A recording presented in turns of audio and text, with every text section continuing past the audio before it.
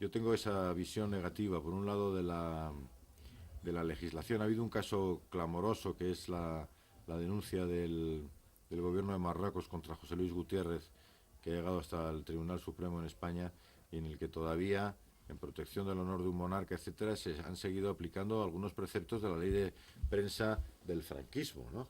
Eh, Junto a eso está toda la consideración del servicio público que me parece que vulnera el funcionamiento de la libertad de prensa, y los medios de comunicación entregados a esa situación y colocados en las barricadas, pues yo creo que dan un panorama bastante triste y que debe ser mirado críticamente de los medios de comunicación en España y de la libertad de prensa.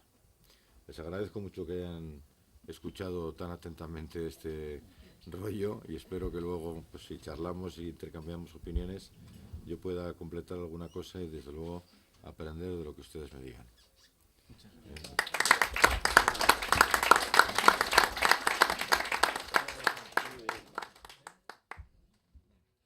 Bueno, pues siguiendo un poco la tradición, yo rompo el fuego con la primera pregunta y yo querría que nos comentaras un poco lo que ha sido la experiencia de un telediario de autor, ¿no? Yo no sé muy bien lo que significa un telediario de autor, ¿no?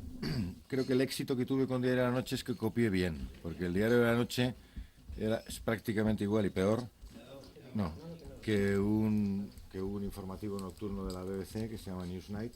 Hombre, en el Newsnight de la BBC 2 tenía unos medios técnicos y tecnológicos y de pantallas, etcétera, que aquí no se aproximaban en absoluto, ¿no?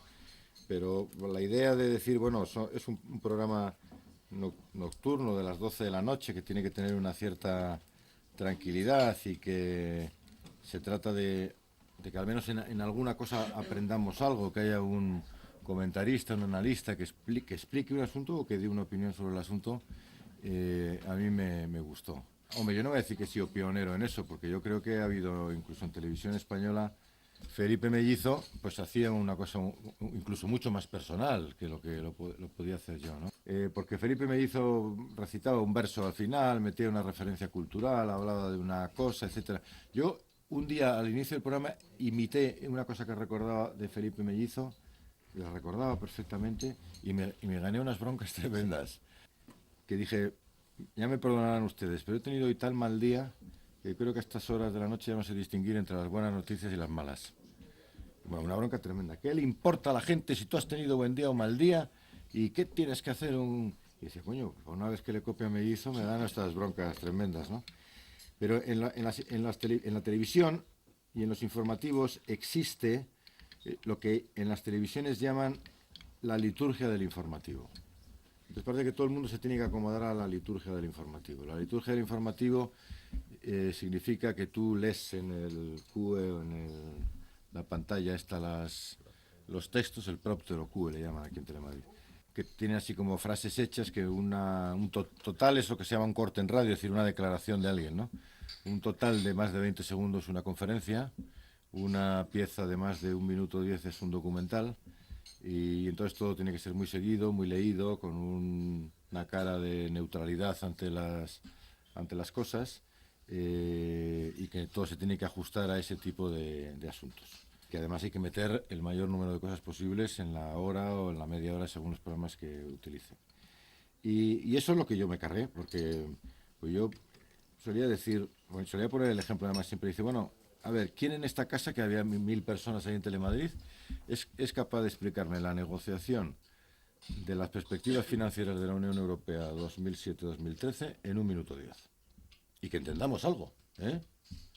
Pues habrá que optar por algunos temas, utilizar más tiempo, traer un comentarista y que por lo menos la gente dice, bueno, pues hoy me he enterado qué es esto o qué es lo otro, ¿no?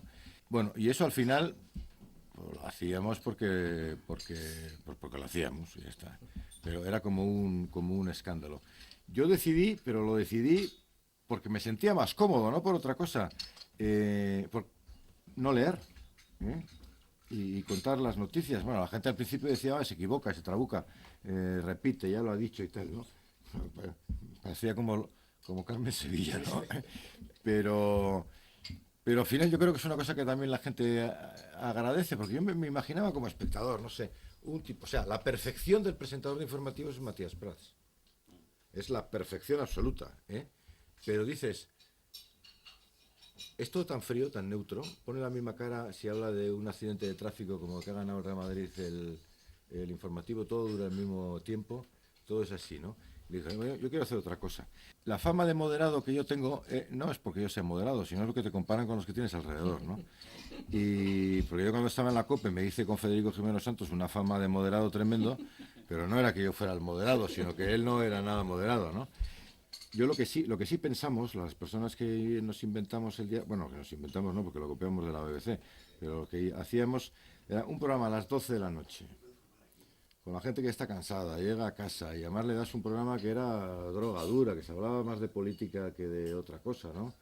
Dice, bueno, si esto no le das un tono tranquilo y sosegado, pues la gente se harta de un tío que se mete. Hay mucha gente que te dice, yo te veía en la cama y tal, en pijama, viendo el programa hasta que me cansaba, hasta que me dormía. Te da una sensación de que eres como un somnífero, porque todo el mundo te dice, no, te veo hasta que me duermo, ¿no? Y dice, vamos a hacer un programa moderado. En un momento en el que Telemadrid se convirtió también en una cosa beligerante y crispado, no sé si crispante, por lo menos crispada, pues tenía ese tono de tranquilidad, ¿no? Pero a mí mucha gente ahora me pregunta, ¿volverías a hacerlo? Yo no volvería a hacerlo. Pero no, bueno, en Telemadrid no lo volvería a hacer porque me imagino que me hubiera encontrado con los mismos problemas con que me encontré. Pero hacer un programa todos los días en televisión es una cosa absolutamente agotadora, ¿no? Sobre todo los equipos son muy reducidos, ¿no? Yo, por ejemplo, un día estuve con el director de informativos de Televisión Española y me dijo, eh, ¿cuántas personas tienes en el equipo de Día de la Noche? Yo le dije 11. Y me dijo, no, no te pregunto en una sección, en el programa. Y le digo, no, que tengo 11 para todo, joder. Y dice, me parece mentira, ¿no? Pero bueno, la gente era gente joven, valiosa, trabajaban bien. Telemadrid ya tiene 15 años, hay mucha gente que desde el punto de vista técnico, porque la televisión es un mundo totalmente distinto, no tiene nada que ver con el resto del periodismo.